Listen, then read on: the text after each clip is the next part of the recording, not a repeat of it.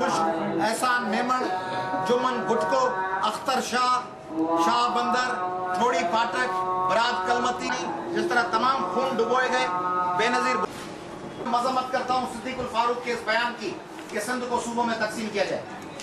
सिद्दीकुल फारूक साहब, तुम्हारी सिंध में दाखिला पे बैन लगा दे। इस किस्म के बयान दिए तो Sindh nationalist progressive alliance Sindh की तकसीम की बात करने वाले लोगों पर 4 पार्टीज मिलकर, अवामी तहरीक, SUP, सिंध तरक्की पसंद पार्टी, सेफ सिंध मूवमेंट मिलकर उनकी सिंध में दाखिला पर पाबंदी लगा देंगी। किसी को इजाजत नहीं देगी। और मैं हमारे उर्दू बोलने वाले भाइयों को रिक्वेस्ट करता हूं, और पंजाबी बोलने वाले, और पश्तो, और बलोची, और सराइकी बोलने वाले भाइयों को, कि सिंध ने आपको पानी दिया, आपको घर दिए, आपको वतन दिया, रहने के लिए जगह दी। वक्त आ गया है कि आप सिंध के लोगों के साथ, अपने मादर वतन के साथ निभाएं, और सिंध के खिलाफ होने वाली साजिशों में आप हमारे साथ शाना बशाना खड़े हो जाएं। और मैं शुक्रगुजार हूं उनका, तमाम उर्दू बोलने वाले, पंजाबी, पश्तो, बलोची, सराइकी, ब्रावी बोलने वालों का, जिन्होंने हमारी 8 अप्रैल की हड़ताल में साथ दिया, ये सोचे बगैर कि किसकी तरफ से। उन्होंने समझा कि हमारे वतन के लिए है। सिंध के साथ 18वीं आईनी तरमीम में जो ज्यादती हुई उसके खिलाफ है। 18वीं आईनी तरमीम एक फ्रॉड है, एक धोखा है। इसमें आम शख्स के लिए क्या है? वजीर आजम 3 दफा बने, 4 दफा हमारी सेहत पे जदान मामा जे घर मेजबान असाई दिल के लहर न को लोडो। हमारी सेहत पे क्या असानी सेहत पे कड़ो असर पवंदो जे मियां नवाज शरीफ है ज़रदारी साहब चो दफो वजीर आजम थियन न थियन। असानी सेहत पे कड़ो असर पवंदो जे शहबाज शरीफ है कायम अली शाह चो दफो वजीर आला थियन न थियन। सिंध का कोयला सूबाई मामला था, इन्होंने कोयला उठा के मरकज को दे दिया। आपको पता है सिंध में इतना कोयला है, उससे इतनी बिजली पैदा हो सकती है कि आप पाकिस्तान को भी बिजली दें आइंदा 100 साल, पूरे इंडिया को भी दें। पूरा इंडिया जिसकी 1.5 अरब आबादी है, और पूरा चाइना जिसकी 2 अरब आबादी है, चाइना, इंडिया और पाकिस्तान तीनों को अगर बिजली 100 साल तक देते रहे तब भी थर का कोयला कम नहीं होगा। इतना कोयला है। गैस पैदा कर रहा है पाकिस्तान की 73%, और 59% पाकिस्तान का पेट्रोल सिंध दे रहा है। और सिंध में लोग भूखे मर रहे हैं। ये शहजादपुर की हालत है। आधा घंटा पहले लाइट आई है, रास्ते टूटे हुए हैं, हालात से शहजादपुर है, रास्ता टूटा हुआ है। आपके शहर में मैं फंक्शनल लीग से सवाल पूछता हूं, 15 साल हुकूमत में रहे, MQM से सवाल पूछता हूं, आपके काउंसलर हैं पीपुल्स पार्टी से पूछता हूं, क्यू लीग से। ये सिंध का सेंटर है। उस तरफ मीरपुर खास है, उस तरफ नवाबशाह है, उस तरफ हैदराबाद है।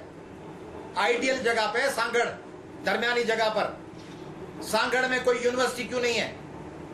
शहदादपुर में कोई यूनिवर्सिटी क्यों नहीं है?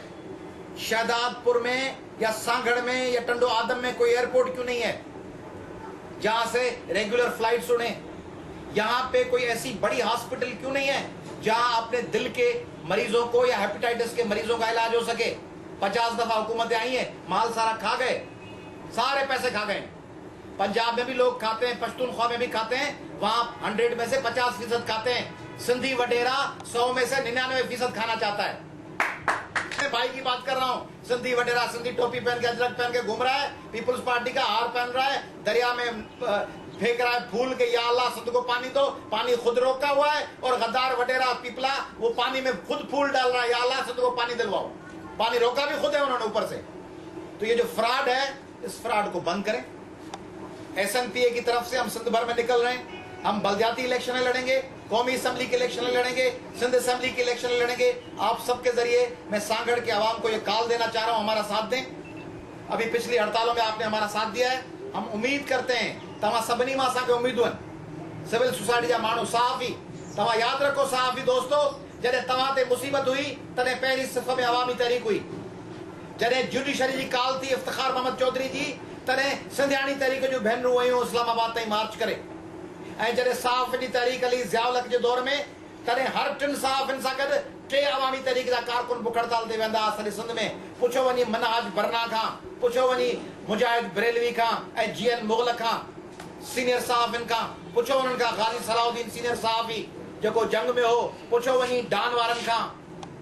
तव्हां गवाह आहियो। तव्हां सां हर जंग में अवामी तहरीक अॼु बि आहे, सुभाणे बि।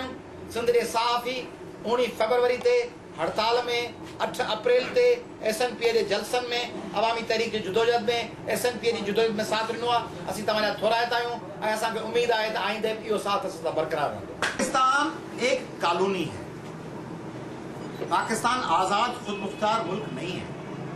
पाकिस्तान 51वीं रियासत है अमेरिका की, 50 रियासतें उनकी अपनी हैं, 51वीं रियासत बनाकर पाकिस्तान को चला रहे हैं। जरदारी साहब को, मियाँ साहब को ऊपर से हुक्म हुआ कि इलेक्शनें करवानी है तो करवा देंगे।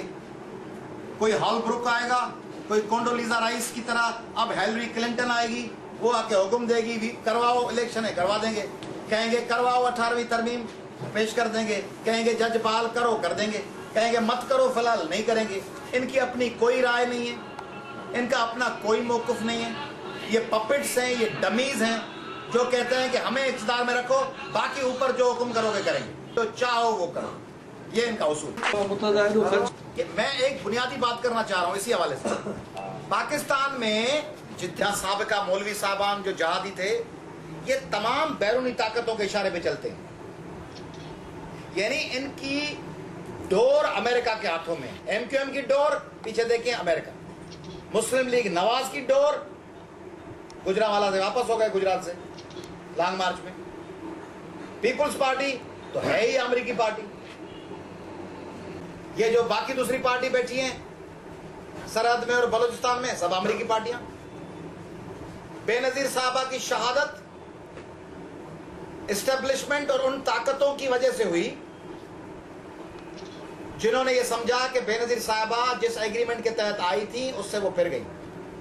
बेनजीर साहबा वहां ये समझ के आई थी कि वापस जाने के लिए मुशर्रफ साहब और अमेरिका की रजामंदी जरूरी है। का जोश और जज्बा और गर्मजोशी देखी, उन्होंने कहा कि अमेरिका की रजामंदी की जरूरत ही नहीं है मुशर्रफ की, मैं अपनी पॉलिटिक्स खुद करूंगी। उन्होंने पॉलिटिक्स जब तब्दील की और ऐलान किया कि